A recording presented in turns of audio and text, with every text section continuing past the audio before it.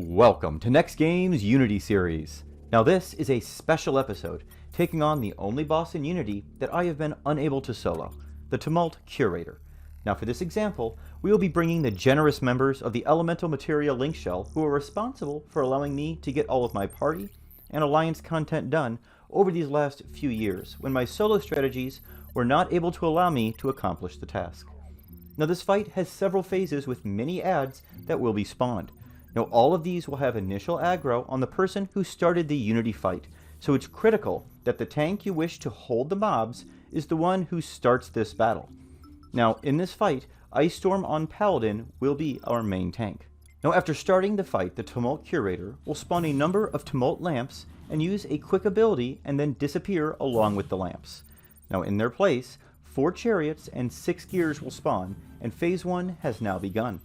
The tank will want to maintain hate on all of the chariots and gears, and then another tank will need to come in and grab those chariots one by one and pull them to the main group to kill. Now Aether is on Rune Fencer and will be our group tank for this fight. He will pull the long arm chariot first due to its charm possibility, and then the remaining 3 chariots in any order.